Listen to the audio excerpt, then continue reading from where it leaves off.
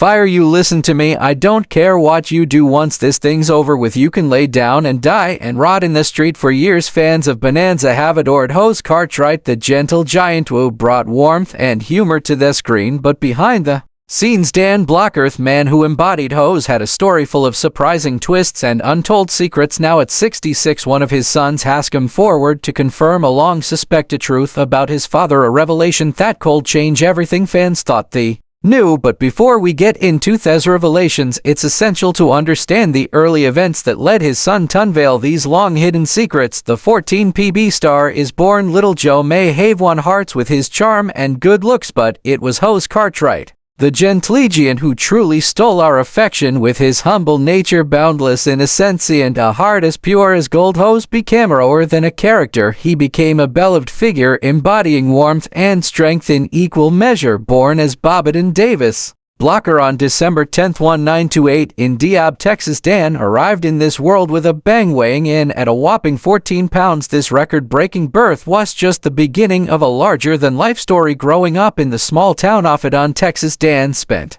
his early years helping out in the family grocery store, where he carried bags for customers and so ached up the small-town values that shaped his kind and grounded spirit. By age 10, Dan was already taking on jobs side by side with grown men hauling grain and working construction. His strength was remarkable, and his neighbors gave him the fitting nickname Biggin. By 12, he had already reached 6 feet in height and tipped the scale set to 100 pounds, as some local toughs even tried challenging him. But Dan never lost a fight. After high school, Dan attended Texas Military Institute, where he excelled on the football field. His athletic ability earned him a football scholarship to Sioux State University. By then, he was an imposing 6'4" and 275 lb. Persons hard to ignore. It was around the time that the spark of a new dream was ignited, though he didn't know it just yet. When his college drama club needed a stagehand to move heavy props, they called on Dan, whose strength made him the obvious choice. But what started as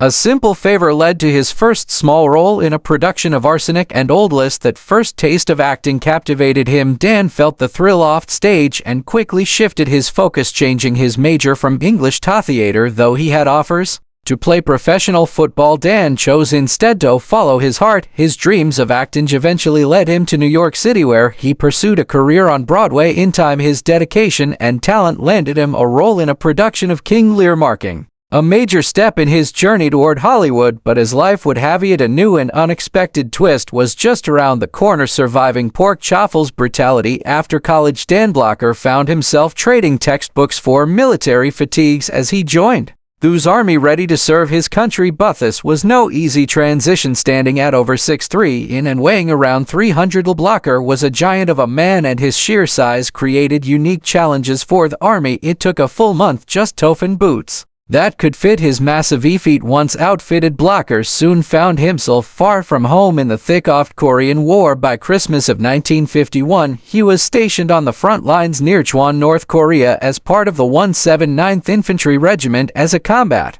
infantry sergeant. Blocker's strength and resilience made him a force to be reckoned with. Day after day, he and his fellow soldiers faced brutal battles, enduring the biting cold, sleepless nights, and the unrelenting threat of enemy fire for nearly 7 months. Blocker trudged through trench warfare, the echoes of explosions filling the air. Ash led his men through some of the most intense fighting the war had to offer. On night, in the midst of chaos and gunfire, Blocker spotted one of his comrades in desperate need, pinned down and unable to move. Without hesitation, he charged forward, braving the firestorm, topple his fellow soldier to safety. It was an act of courage that would leave him wounded, but earned him a Purple Heart, a symbol of bravery that he wore with quiet pride. The fierce skirmishes on Pork Chop Hill were some of the hard stuff. The Korean War, a battleground where survival itself felt like a victory. Blocker and his regiment fought on the front lines, defending every inch of land in a place where each hill and valley came at a high price. It was grueling work, and after months of continuous combat, Blocker was finally evacuated, his body battered but spirit unbroken, sent to a hospital to heal from the scars of battle. When he eventually returned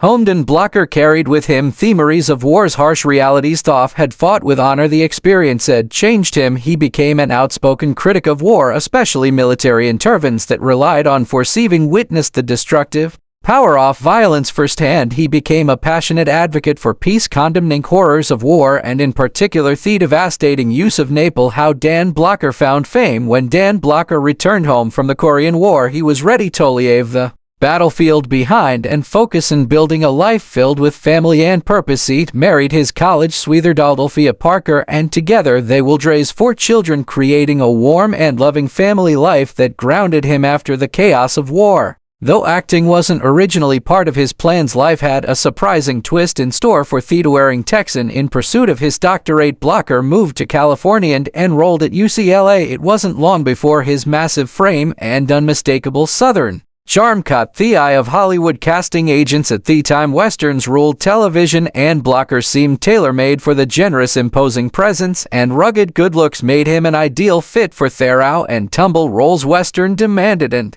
soon he was being offered small parts in popular shows. His journey began with bit roles in Western series like Gunsmoke and Colt 45, where he brought an unmistakable warmth and humor to each character he played throughout the 1950s. Blocker steadily built his resume, appearing in well-known shows such as The Riflemen Have Gun, Will Travel, and Maverick. Though he occasionally dabbled in film, it was television that truly captured his heart. In 1957, he got his first major break, landing a significant role in The Restless Gun. His performance resonated with audiences and opened doors to even more opportunities soon after. Hedek on the recurring role of Tiny Bowinger, a lovable and goofy ranch hand in Cimarron City. This character allowed him to showcase his natural comedic timing and hinted at the charisma that would make him a household name. It wasn't long before Blocker's big break finally arrived. He landed the role of Hoss Cartwright on Bonanza, a part that would cement his place in television history and catapult him to stardom. anBlocker's defining Bonanza role. anBlocker's life took a huge turn when he landed the role of Hoss Cartwright in the television series Bonanza. This part would not only change his career but make him a household name across America's Hoss, the warm-hearted and towering son of the Cartwright family. Dan became a fixture in living rooms coast to coast. Hoss was a gentle giant, a character who might not have been the sharpest of the Cartwright clan, but more than made up for it with his big heart and genuine innocence. Especially children quickly fell in love with Hoss's straightforward calm and his unshakable loyalty to those he cared about. For Dan, Hoss was more than just a character. He was a way to express his own beliefs and values, inspired by the words of Stephen Grett, an 18th century Quaker missionary who urged people to do all the good you can. Dan brought this philosophy to life through Hoss. It was this underlying sense of justice and compassion so natural to Dan himself that made Hoss's kindness feel real and earned him a special place in the hearts of viewers. Though Hoss was portrayed as simple and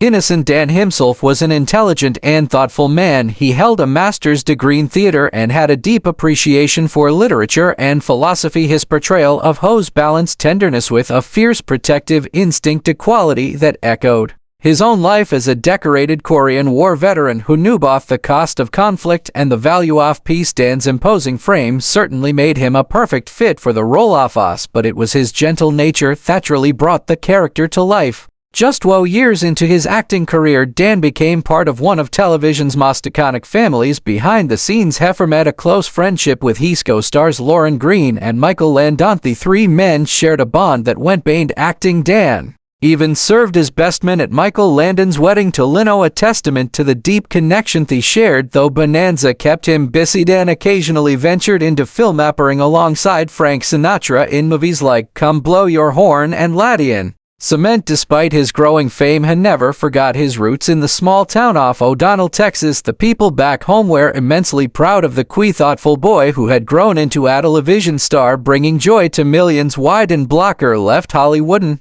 anBlocker's portrayal of Hoss Cartwright in Bonanza launched him into stardom. The fame was never something he actively sought. With his gentle nature and imposing frame, he became a beloved figure on American television, yet he was ambivalent about the spotlight that came with his success. Acting was his passion, but the attention that followed him everywhere was something he struggled to embrace. He would have preferred to focus on his craft quietly, yet his natural talent and the love of his fans made anonymity impossible. As much as Dan appreciated his fans, he found the loss of privacy overwhelming. His towering presence made him easy to recognize, and even a simple family outing could turn into chaos as fans eagerly crowded around him on any occasion. A vacation to the Yucatan, intended as a quiet escape, quickly became a public spectacle as locals immediately recognized him, calling out Hoss Cartwright wherever he went. Unlike many actors, Blocker had little desire to remain in the limelight. In 1970, he and his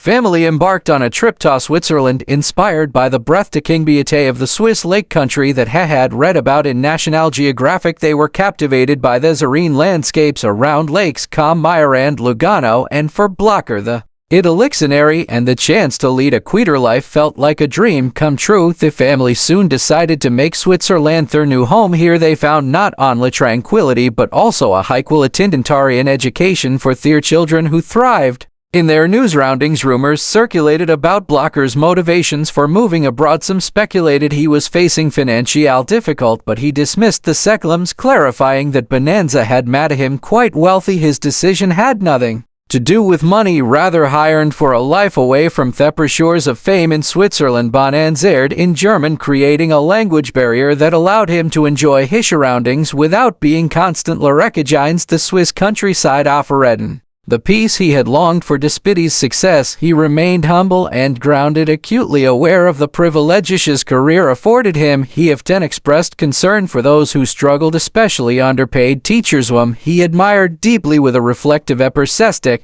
on his own career, he even acknowledged a sense of irony about his wealth, remarking, "Let's face it, I sold out for money," though he occasionally entertained the idea of returning to teaching. His fame as Hoss Cartwright made it difficult to step back into a quieter, simpler life. Dan Blocker's fight against racism. In the 1960s, the cast and crew of Bonanza often traveled to different locations for filming. One trip took them to the southern United States, a region still deeply entangled in the painful struggle with racial segregation. Though the civil rights movement was pushing for change, prejudice remained strong, and many hotels, restaurants, and theaters refused to serve African Americans. During one of the set trips, the Bonanza team arrived at a hotel only to be told that their African American members would not be allowed to stay due to the establishment's discriminatory policies. The entire crew was stunned and outraged by this blatant act of injustice, and Dan Blocker, known for his skin spirit, stepped forward. With an iron resolve, without hesitation, he announced that if the hotel refused to accommodate Ivory, then no one from the cast and crew would stay there. Dan's word weren't just a threat, they were a promise. In that moment, he showed that this sense of fairness wasn't limited to roles he played on screen, it was part of who he was. Dan Blocker's commitment to justice was as towering as his physical presence. Beneath his gentle demeanor lay a deep-rooted hatred for any form of bullying or oppression.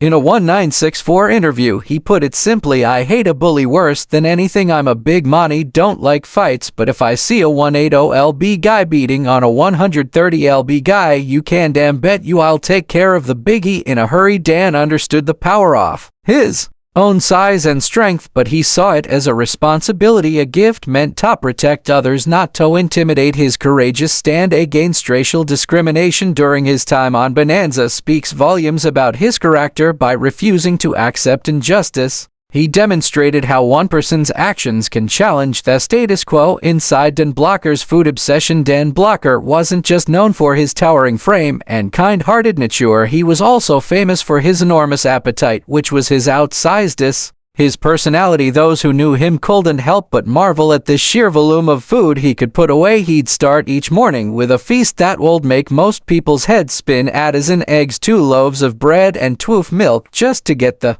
day started. As the hours rolled on, he'd pile his plate high with meat, potatoes, and more bread, polishing off servings that left others stunned. Dan's appetite was in every way legendary. True to his texts and roots, Dan had a soft spot for hearty down-home meals, and of his favorite indulgences was a whole roasted ham, which he could easily devour all on his own. He wasn't one for fruits and vegetables, but he had a notorious sweet tooth, especially when it came to cakes, pies, and cookies. His love for a good filling meal even extended into his business ventures. Dan became a co-owner of the Ponderosa Steakhouse, a nod to the famous Cartwright family ranch on Bonanza. The restaurant served exactly the kind of generous satisfying fare that Dan himself loved, and as a co-owner he had the perk of eating for free at any ponderous allocation. But even as he relished these perks, Dan knew that keeping up with Hoss' beloved image required a bit of discipline. The demands of Hollywood meant he had to balance his love for food with the realities of show business. Went through cycles of strict diets and intense exercise trying to stay in shape for his role, yet the temptation of his favorite dishes often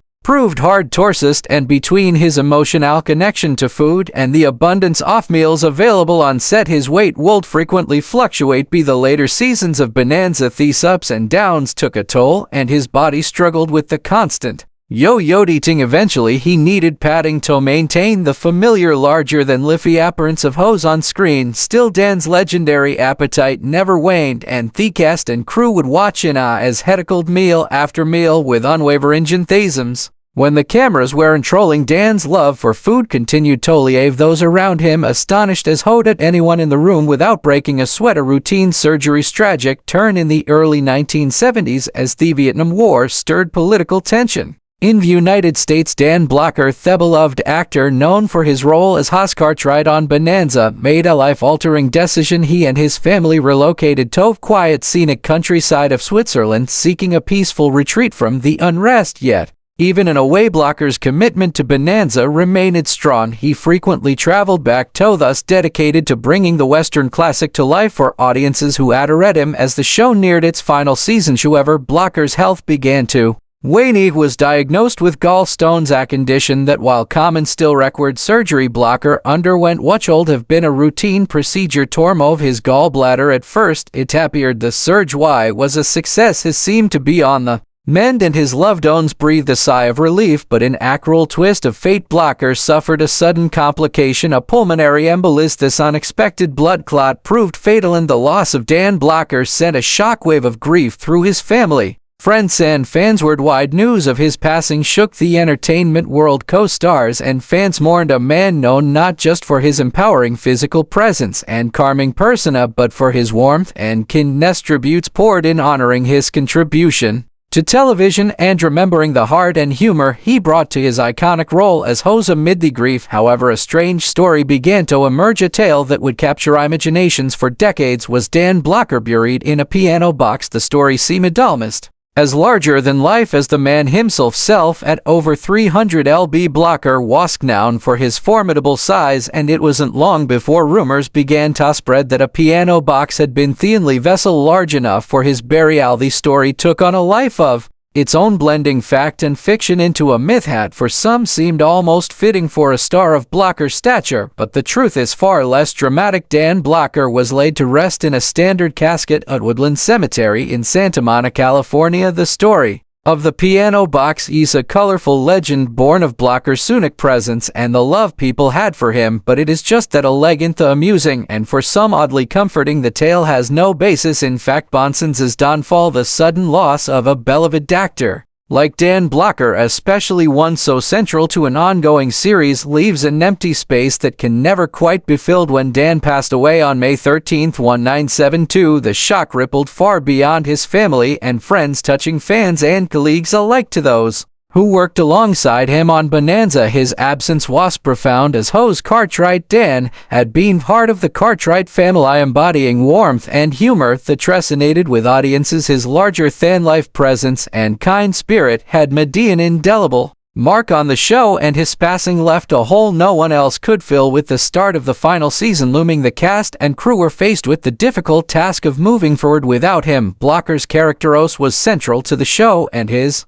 loss presented a major challenge. Many ideas were considered to address his absence, including dedicating an episode to his memory or gently writing Hoss out of the storyline, but in the end the producer made the bold decision to acknowledge Dan's passing directly within the story. This approach gave both the cast and audience a chance to grieve, paying tribute to Blocker's life and allowing them to say goodbye to Hoss Cartwright. The task of writing the first episode after Dan's death fell to Michael Landon, who played Little Joe. Landon chose a subtle, powerful approach, letting Hoss' absence be felt in the silence and unspoken emotion shared by the Cartwright family. The original plotline had focused on Hoss's romantic journey, but after Dan's Passing Landon rewrote it, capturing the grief of losing a family member without explicitly explaining Hayes' death. He believed that silence could speak volumes, conveying the depth of loss in a way words never could. On Seth, weight of Dan's absence was palpable. Filming that first episode without him was both painful and healing for the cast and crew, who shared stories and memories of the man who had brought so much joy and warmth to their lives in familiar setting of the Cartwright family dining